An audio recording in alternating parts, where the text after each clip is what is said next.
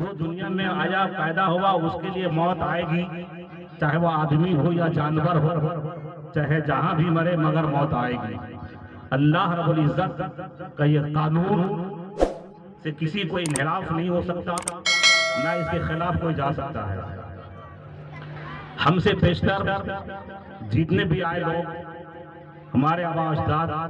دنیا میں ایک سے ایک نامور سخنور آئے، لیکن سبھی کی موت آئی، اور موت تو آنی ہی آنی ہے کیونکہ رب العزت کا ایک وعدہ ہے،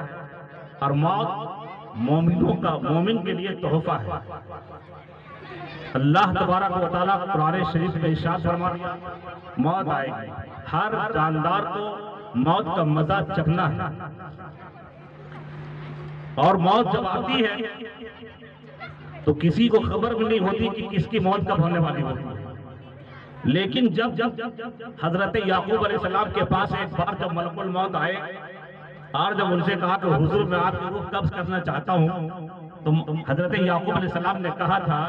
کہ آپ مجھ سے اس سے پہلے کیوں نہیں بتائے کہ میں آپ کی روح قبض کرنے والا ہوں؟ ملک الموت عرض کرتے ہیں اے اللہ کے پیغمبر، اللہ تعالیٰ نے آپ کو آگاہ کیا مگر آپ توجہ نہیں دی۔ حضرت یعقوب علیہ السلام کہتے ہیں کہ کب اللہ نے آگاہ کیا مجھ کو اور کب میں توجہ نہیں دیا؟ ملک الموت کہتے ہیں کہ جب آپ کے بال سفید ہونے لگے، یہ ایک طرح کے وارننگ تھی۔ جب آپ کے دانت کمزور ہو گئے، ایک طرح کی ایک وارننگ تھی۔ جب آپ کی کمر ٹیڑھی ہو گئی، ایک طرح کی آپ کی وارننگ تھی۔ 3 بار اللہ نے آپ کو آگاہ کیا اے نبی، اب آپ چاہتے ہیں تو بارگاہ ربی میں آپ اپنا استغاثہ عرض کر سکتے ہیں۔ لیکن اللہ تبارک و تعالیٰ کے پیغمبر حضرت یعقوب علیہ السلام کی بات سے ہم تمام انسانوں کو سبق لینے چاہیے کہ کوئی ضروری نہیں ہے کہ فردن فردن اللہ سب کو آگاہ کرے۔ یہ بس ایک بات اگر ایک اللہ کے نبی نے کہا کہ ان کے ذریعے سے ایک بات آ گئی تو سمجھ لو کہ جب بال سفید ہونے لگے تو موت نے پیغام دے دیا ہے، جب دانت کمزور ہونے لگے تو موت نے پیغام دے دیا ہے، جب کمر ٹیڑھی ہونے لگے تو موت نے پیغام دے دیا ہے۔ دنیا میں رستم و دارا سہراب و سکندر جو بھی آئے سب چلے گئے، کوئی باقی نہیں رہا۔ مٹی سے پیدا ہوا انسان آج مٹی پہ اکڑ کر چلتے ہو، کل مٹی میں سما جاؤ گے تم۔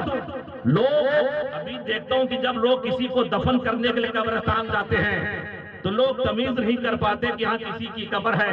یہاں یا کسی کا مدفن ہے، یہاں کوئی دفن کیا گیا کسی کو۔ جیسے لوگ چاہتے ہیں چل جاتے ہیں، لوگ قبر پہ بھی چڑھ جاتے ہیں۔ گویا کہ اللہ کے نبی صلی اللہ تعالیٰ علیہ وآلہ وسلم ارشاد فرماتے ہیں کہ مجھے یہ منظور ہے کہ میں تیز دھار تلوار پہ قدم رکھ دوں یہاں تک کہ میرا پاؤں کٹ جائے اور اس سے خون نکل جائے، مجھے یہ منظور ہے، مگر کسی قبر پہ پاؤں پڑ جائے ہمارا، یہ مجھے منظور نہیں ہے۔ اللہ کے نبی صلی اللہ تعالیٰ علیہ وسلم نے جوتے پہن کے بھی قبرستان جانے کے لیے منع فرما دیا ہے، کہا کہ جوتے پہن کے قبرستان مت جاؤ، ہو سکتا ہے تمہارا پاؤں کسی قبر پہ پڑ جائے، اور ایسا ہو جانا اچھی بات نہیں ہے۔ 15ویں شعبان کو ایک بار کچھ لوگ قبرستان میں داخل ہوئے، وہ لوگ جوتے پہن کر گئے تھے۔ اللہ کے نبی صلی اللہ علیہ وسلم نے مخاطب فرمایا ان لوگوں کو اور کہا کہ آپ جوتے پہن کر قبرستان مت آئیے، آپ جوتے پہن کر قبرستان مت آئیے، آنا منع ہے، نہ جانے تمہارا پاؤں بے خبری میں کسی قبر پہ پڑ جائے گا، اور ایسا ہونا منع ہے۔ اللہ کے نبی صلی اللہ علیہ وسلم کے جتنے بھی محبوبین ان کے چاہنے والے لوگ آئے ہیں، بزرگوں سے ایک روایت آتی ہے کہ اپنے مردوں کو وہاں دفن کرو جہاں نیک لوگوں کی قبریں ہیں، جہاں پر نیک لوگ زیادہ، نیک لوگوں کا مدفن زیادہ ہے، وہیں پر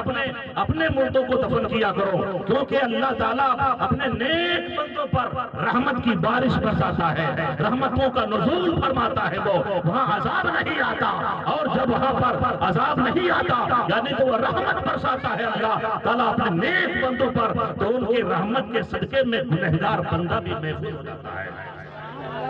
ایک بار کی بات یہ ہے کہ کہیں پر کوئی آدمی کا مدفن تھا، آج کوئی دفن تھے، تو پانی کا بہاؤ جب تیزی کے ساتھ آیا تو ان کی قبر کھل گئی، اور جب قبر کھلی تو وہ لاش جو تازہ اور ان سے گلاب کا پودا لپٹا ہوا تھا، اور گلاب کا پودا لپٹ کر دوڑ پھول ان کے ناک کے سوراخوں کے پاس آیا ہوا تھا، جس کے خوشبو کے مزے لے رہا تھا۔ لوگوں نے کہا یہ تو پانی کا بہاؤ یہاں پر آ گیا ہے، یہ قبر کھل گئی ہے، بہتر یہ ہے کہ یہاں سے اٹھا کر اس کو دوسری جگہ دفن کر دیا جائے۔ جب لوگ دفن کرنے کے لیے وہاں سے دوسری جگہ لے جانے لگے اور دفن کرنے کے لیے قبر میں لے جائے، تو وہی گلاب کے پودے جو ان کو لپٹا ہوا تھا بڑے کی شکل میں آ گئے، اور ان کو اپنے اور دونوں ذہن لپٹ گئے ان سے۔ بولا معاملہ کیا ہے؟ اس وقت کے مفتیان اکرام سے جب یہ رابطہ کام کیا گیا تو مفتیان اکرام نے کہا یہ جہاں پر ان کا مدفن پہلے تھا، جہاں پر یہ دفن تھا وہیں پر دفن کر دو، اس لیے کہ وہاں پر کوئی اللہ کا نیک بندہ دفن ہے اور یہ گنہگار ہے، اور جب اللہ تعالیٰ اپنے نیک بندے پہ رحمت برساتا ہے تو ان کے صدقے میں اس کو بھی اللہ تعالیٰ اپنے رحمت نازل فرماتا ہے، اس کے اوپر بھی رحمتوں کا نزول فرما رہا ہے ان کے صدقے میں۔ لہذا جب وہاں پر لایا گیا تو دیکھا گیا کہ جیسے ہی پھر وہ لٹائے تو پھر وہ سانپ ہٹ گیا اور گلاب کا پودا وہاں پہ آ گیا اور ان کو لپٹ لیا ہے۔ اللہ کے نبی صلی اللہ تعالیٰ علیہ وآلہ وسلم کے سچے عاشق اعلیٰ حضرت رضی اللہ تعالیٰ عنہ ایک بات آتی ہے، لوگ کہتے ہیں آج میلاد میں یہ 40واں کرنے سے کیا فائدہ ہے؟ یہ مردوں کو جو ہم مثال ثواب کرتے ہیں وہ ملتا ہے کہ نہیں، وہاں تک جاتا ہے کہ نہیں، ان تک پہنچتا ہے کہ نہیں؟ ملفوظ شریف میں لکھتے ہیں کہ ایک آدمی ایک عورت کا انتقال ہوا، جب لوگ دفن کرنے کے لیے ان کو جلنے لگے، اس سے پیشتر ایک ماں اپنے بیٹے کے خواب میں آتی ہے اور کہتی ہے بیٹا کہ میں تمہارا باپ جو کفن دیا تھا، جو تمہارا باپ نے اوڑھنی دیا تھا وہ کفن میلا ہو گیا ہے، وہ اوڑھنی گندی ہو گئی ہے، میرے لیے ایک نیا کفن دے دے، میرے لیے ایک نئی اوڑھنی دے دے۔ یا تو قرآن خوانی کرتے ہیں ہم تو سمجھتے ہیں وصال ہو گیا، ثواب پہنچ گیا اور یہ تو پہنچنا ہی ہے، لیکن ان کی ماں نے ایک الگ چیز کا سوال کی ہے، کفن کا، وہ بھی نیا کفن کا، نئی چادر، نئی اوڑھنی، اب وہ کیسے پہنچیں گے ان کے تک وہ ہم نہیں جانتے، لیکن کتابوں میں تو یہی آیا ہے جب ان کی ماں نے اسے عرض کی ہے بیٹا میرے لیے نیا کفن بھیج، نئی اوڑھنی دے، نیا کفن بھیج، نئی چادر بھیج۔ تمہارا باپ نے جو کفن دیا تھا، جو چادر دی تھی، جو اوڑھنی دی تھی، وہ چادر گندی ہو گئی ہے، وہ چادر میلی ہو گئی ہے، اس لیے اب مجھے آپ مردوں کی جماعت میں اچھا نہیں لگتا، آپ دوسرے کفن بھیج دو۔ یہ کہتے ہیں ماں تمہارے لیے میں کفن کیسے بھیجوں، آخر کون لے کر کے جائے گا؟ وہ جنتی خاتون اپنے بیٹے کے خواب میں کہتی ہے فلاں تاریخ کو تمہارے محلے میں ایک عورت چھت سے گر کے مرے گی، اور جب اس کو لوگ دفن کرنے کے لیے قبرستان لائیں گے تو اس کی قبر میں میرے لیے ایک نیا کفن کٹوا کے بھیج دینا، اور اس خاتون سے کہہ دینا یہ میری ماں کی امانت ہے، غور کرنے کا مقام ہے۔ یہاں تو لوگ قرآن خوانی کرنے سے بھی گریز کرتے ہیں، وصال کرنے سے گریز کرتے ہیں، لیکن ان کی ماں نے کفن ہی تو مانگ لیا تھا اور اس کا بیٹا سوچنے پر مجبور تھا کہ کفن پہنچے گا کیسے، لیکن جب وہ باری آ گئی، وہ گھڑی آ گئی، ایک عورت چھت سے گر کے مری، سمجھ گیا کہ اب مجھے وہی ڈھیل کرنا ہے۔ جب لوگ کفن خریدنے کے لیے گئے، یہ بھی گیا ہے اپنے ماں کے لیے کفن خریدا، دکاندار پوچھتا ہے تمہارا کون مرا ہے؟ وہ بولتا برسوں پہلے میری ماں مری تھی، اس نے مجھ سے کفن کا مطالبہ کیا ہے، نئی چادر کا مطالبہ کیا ہے، کب پاگل ہو گیا ہے تو تمہاری ماں برسوں پہلے مر گئی،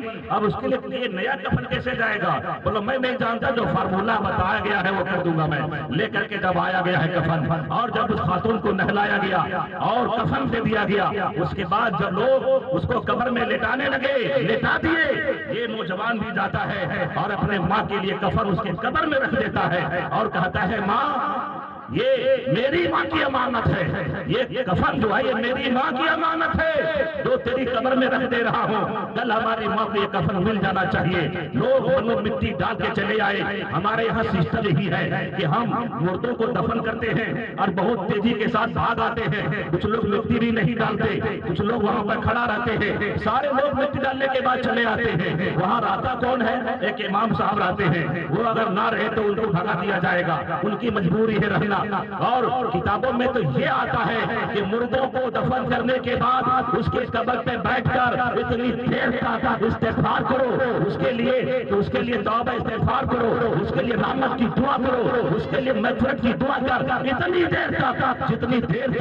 دیر میں تم ایک اونٹ کو ذبح کر سکو، اور ذبح کرنے کے بعد اس کی کھال کو ادھیڑ کر اس کے گوشت کو کاٹ کے تقسیم ہو جائے، اتنی دیر تک ٹھہرنے کا حکم ہے کہ اپنے مردوں کے اپنے آباء و اجداد کو جس کو تم دفن کرنے گئے ہو ان کے قبر پہ اتنی دیر تک توبہ استغفار کرو، ان کے لیے مغفرت کی دعا مانگ، ان کے لیے اللہ سے مغفرت کی دعا مانگتے رہو یہاں تک کہ وہ کام ہو جائے جو میں نے ابھی عرض کیا کہ ایک اونٹ کو ذبح کیا جا سکے، اس کے کھال کو ادھیڑا جا سکے، اس کے گوشت کو کاٹا جا سکے۔ یہاں تو بہت تیزی کے ساتھ بھاگتے ہیں، ہمارے ہاں یہ تو اعلان ہوتا ہے جلدی بھاگو منکر نکیر آنے والے ہیں، جلدی بھاگو منکر نکیر آنے والے ہیں۔ اگر ہم ایسا نہیں کرتے تو ہم یہ رواج بنانے کی کوشش کریں گے۔ اب ہم کہ اگر ایک آدمی ایسا کرتا ہے، دو آدمی ایسا کرتا ہے تو پھر دیکھا دیکھی بہت سارے لوگ کر سکتے ہیں۔ میرے آقا صلی اللہ تعالیٰ علیہ وآلہ وسلم کا کوئی بھی فرمان میرے آقا کا غلط ہو نہیں سکتا۔ میرے دوستو اب بات آ گئی وہ کفن کی، جو بھیجا تھا جو ڈالا تھا وہ کفن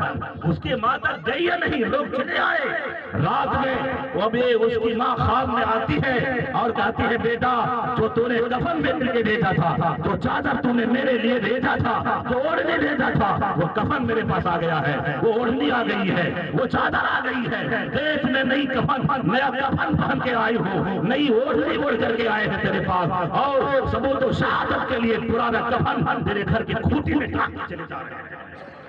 لہذا اسے پتا چلتا ہے کہ جو ہم مثالیں سوار کرتے ہیں اپنے مردوں کے لیے وہاں تک پہنچتا ہے، وہاں تک جاتا ہے، وہ وہاں تک چلا جاتا ہے۔ اے لوگوں آج عالم تو یہ ہے کہ لوگ موبائل پہ جنت بانٹتے ہیں، لوگ کہتے ہیں اس کو شیئر کر 3 آدمی کو جنت واجب ہو جائے گی، اس کو بھیجو 5 آدمی کو جنت واجب ہو جائے گی۔ پہلے یہ دیکھا جائے گا یہ کوئی شیعہ کا تو قول نہیں ہے، یہ کوئی شیعہ تو بھیجا نہیں ہے، تو اہل حدیث تو نہیں بھیجا، بڑکا 18 جیسا موبائل کر کے لوگ ایک دوسرے کو قسم دے کر کے لکھتے ہیں شیئر کر دو، اللہ کی قسم ہے، ماں کی قسم ہے، باپ کی قسم ہے، شیئر ہی کرنا ہے تو نماز کا طریقہ کے بارے میں شیئر کر دو، نماز وضو کا طریقہ شیئر کر دو، اللہ کی وحدانیت کے بارے میں شیئر کر دو، رسول اللہ کی محبت کیا چیز ہے اس کے بارے میں شیئر کر دو۔ کل اللہ تعالیٰ پوچھے گا قبر میں کہ تم نے اپنی عمر کو کہاں گزار دیا، تو کیا بولو گے؟ سوشل میڈیا پہ رات بھر میں نے گزار دی، غلط چیزوں کو دیکھتے ہوئے رات بھر میں نے گزار دی۔ کل پروردگار تم سے پوچھ گئی سوال، آپ دیکھتے نہیں کہ اگر کسی آدمی کے انتقال ہوتا ہے تو لوگ وہ بے بس ہو جاتا ہے، جیسے انسان بچپنا میں جب واقع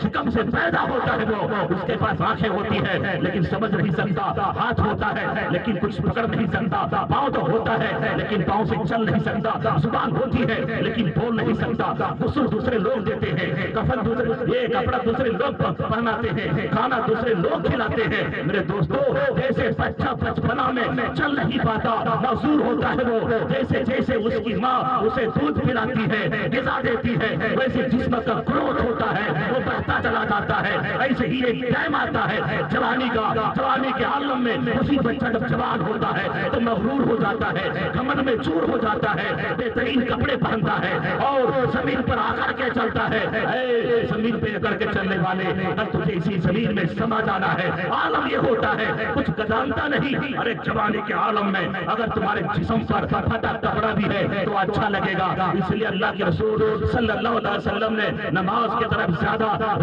لوگوں کو رغبت دلائی ہے۔ جوانی کی عبادت اللہ تعالیٰ کو بہت زیادہ پسند ہے، بہت زیادہ پسند ہے۔ وہ پھر وہ گھڑی آتی ہے جوانی کے عالم میں کسی کو وہ